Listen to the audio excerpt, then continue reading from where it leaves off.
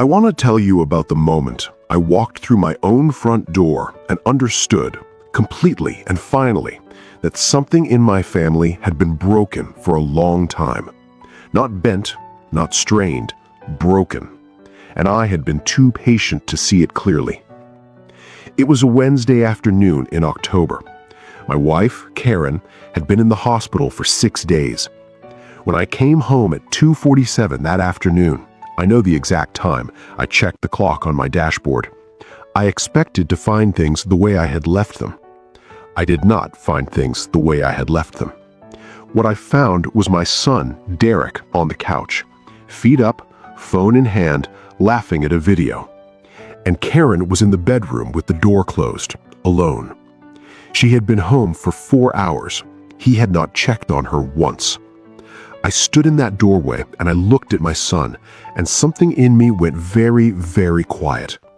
Not the quiet of a man holding himself back, the quiet of a man who has made a decision. I did not say anything that night. I did not raise my voice. I did not confront him. I did not do any of the things that would have made the next scene dramatic. What I did the next morning, before the sun was fully up, was something far more permanent. My name is Thomas Garrett.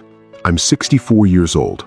I have built a life with these hands, raised a family in this house, and loved a woman for 39 years who deserved every single thing I ever gave her. And what I did the morning after Derek sat on that couch while his mother recovered alone ended a conversation that had been quietly building for years. It also involved a house Derek believed, in some quiet corner of his mind, would one day be his. He was wrong about that. Welcome to Proven Right. Sit down, get comfortable, and stay with me. The people in these stories had every opportunity to do right. They just chose different. Subscribe, hit that bell, leave a comment, and don't go anywhere. Because where this goes, you are not going to see coming. I want to start with Karen, because if you don't understand who Karen is, none of what comes next makes the kind of sense it deserves to make. Karen Ann Garrett. She kept her name hyphenated for 20 years before she let it go, which tells you something about who she is. Grew up in a working-class family in Cincinnati, Ohio. Her father worked 2 jobs her entire childhood. Her mother stretched every dollar she could find and never once complained about it.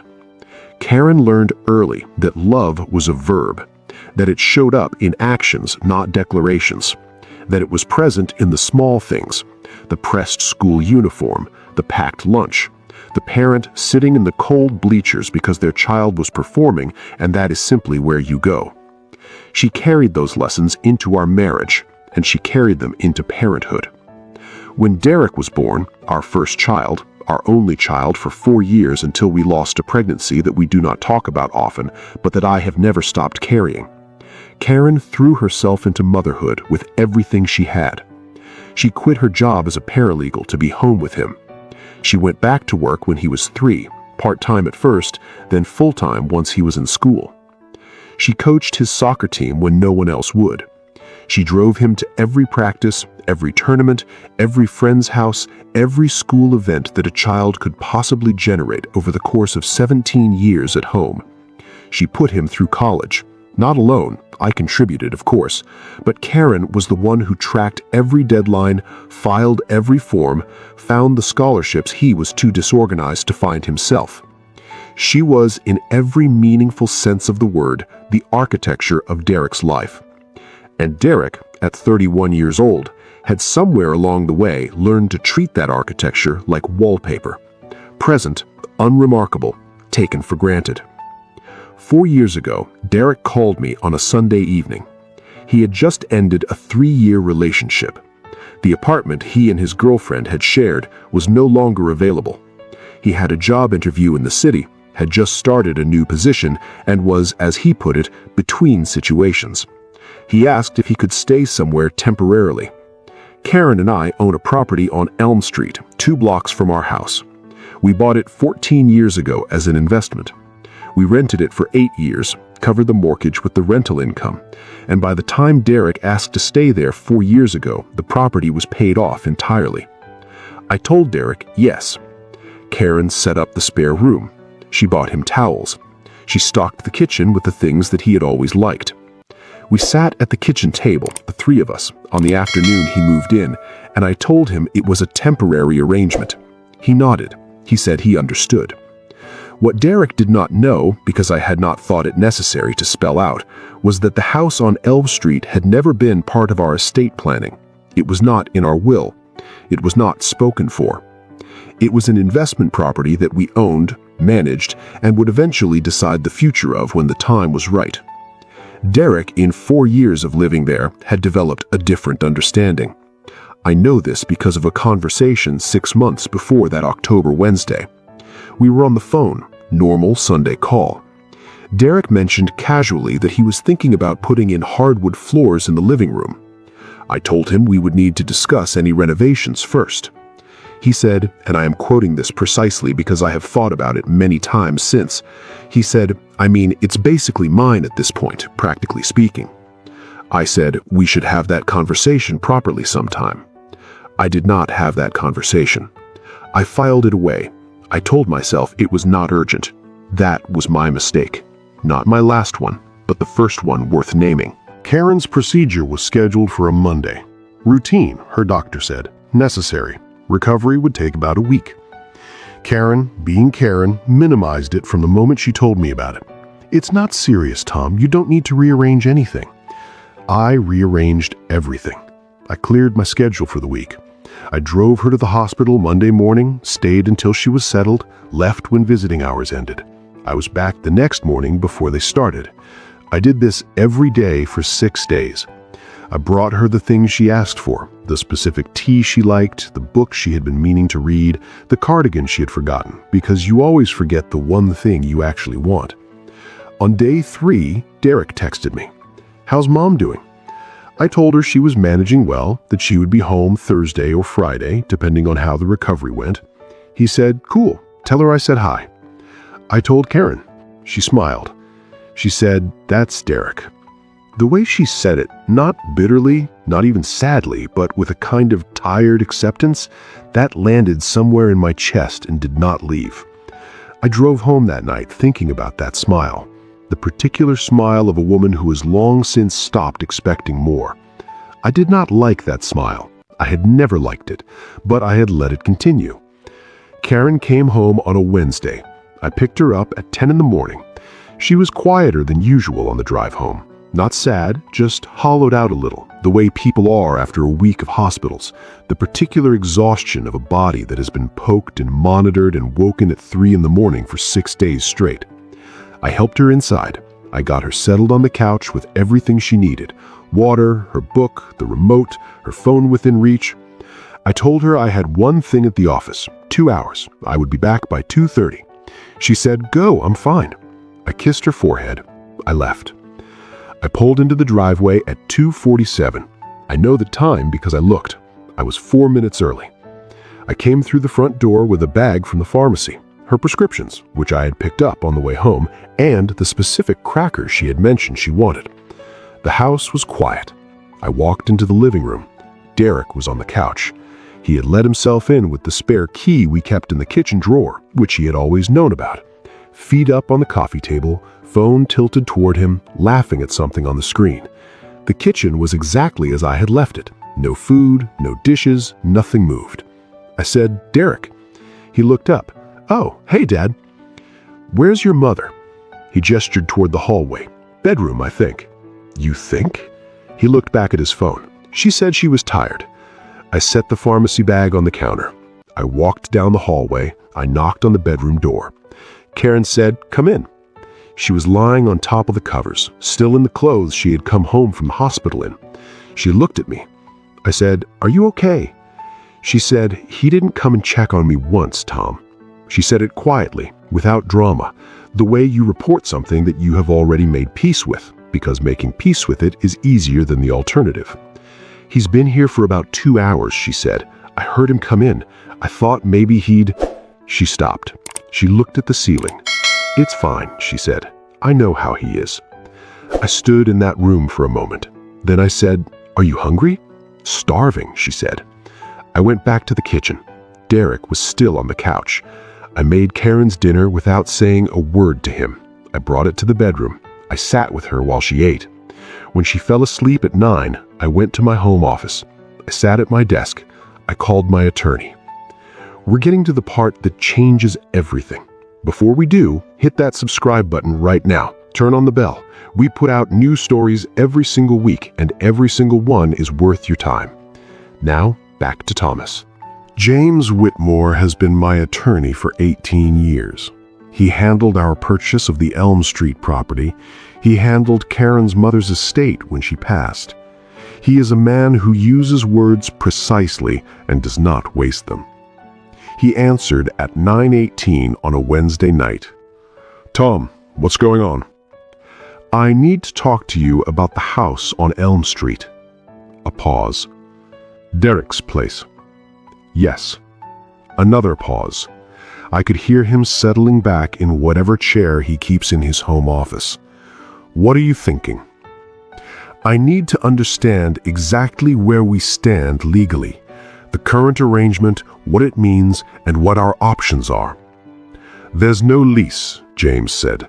"There's no formal tenancy agreement. He's been there 4 years on an informal family arrangement." "Which means?" "Which means you have the right to end the arrangement with proper notice, 30 days in your state given the length of the stay." I absorbed that. "What else?" "I'd want to see your current estate documents before we discuss anything further to make sure there's no ambiguity about the property's status." "There's no ambiguity," I said. "The house has never been designated for anyone. It's an asset, our asset." "Does Derek know that clearly?" I thought about the phone call 6 months earlier. The hardwood floors. Basically mine at this point, practically speaking. "Not clearly enough," I said. James was quiet for a moment. "Come in tomorrow morning, 9 o'clock. We'll go through everything properly." "Thank you, James." "Tom." "Yeah." "Get some sleep." I did not get much sleep, but I got enough. I was in James's office at 9 on the dot. We spent 2 hours going through the documentation, the property title, solely in Karen's and my name, our current will, which made no specific designation for the Elm Street property, leaving it to be distributed at the executor's discretion as part of the general estate, the informal arrangement Derek had been living under. No lease, no rent paid, no legal tenancy rights established. He summarized it at the end. "You're well within your rights to issue notice. 30 days is the legal minimum given the duration. I'd suggest 60 to be fair and to avoid any argument about reasonable time." 60, I said. "I'd also suggest a formal letter from this office rather than a conversation. Puts everything on record, removes ambiguity." "Draft it," I said. "Do you want to tell him first or let the letter speak?" I thought about Derek on that couch. I thought about Karen lying on top of her covers in her hospital clothes, saying he didn't come check on me once, in the voice of a woman who has already made her peace. "Let the letter speak," I said. James nodded once. "I'll have it ready by end of day." The letter arrived at the Elm Street house the following Monday. It outlined the legal status of the property. It outlined our rights as owners. It outlined a 60-day notice to vacate, and it included one additional paragraph that I had written myself and asked James to include verbatim. "The owner wishes to make clear that this decision is not made in anger or without care for the recipient's well-being. A fair and reasonable timeline is being provided, and the owner remains open to a direct conversation at any time the recipient wishes to have one." Derek called me at 11:23 that Monday morning. His voice had changed. Not broken, not angry. Changed in the particular way that voices change when a person has been handed something real and is trying to figure out how to hold it. He said, "Dad." I said, "Derek." He said, "I got the letter." "I know." He stopped. Started again. I don't understand. Is this about the house? Is this... Derek. Yeah. It's not only about the house. Silence. Long enough that I heard him exhale. I messed up, he said. Yes. I've been messing up for a while. Yes. Mom, your mother is fine. She's recovering. She would like to hear from you. I should call her. You should, I said, but not because I told you to. Call her when you have something real to say. He called her that evening. They talked for 40 minutes. Karen did not tell me what they talked about. I did not ask. But when she came to find me in my office afterward, she had the look of someone who has been carrying something heavy and has set it down. Not resolved, not fixed, but lighter. Derek moved out of the Elm Street house 52 days later. A moving truck, 2 friends, a handshake at the door. He has an apartment now, pays his own rent, calls his mother every Sunday, not every single one, but most of them. And they are real calls, long ones. The house on Elm Street is rented again. A family this time, 2 young kids, a dog. Karen and I have dinner on Thursday evenings. Last month, Derek came. He brought wine. He stayed until 10. He helped clear the table. He hugged his mother at the door on the way out. Before he left, he looked at me in the way that men look at each other when they are trying to say something that does not have easy words. He said, "I'm sorry I took so long." I said, "You got here. That's what matters." We are not all the way back to where we were. These things take time, but we are moving in the right direction. And after everything, after the hospital, after the couch, after the letter, after all the quiet years of a woman making peace with things she should not have had to make peace with, moving in the right direction is everything. Thank you for being here today. If this story reached something real in you, leave a comment below. We read every single one. Hit the like, share it with someone who needs it, subscribe if you haven't, and we will see you in the next one.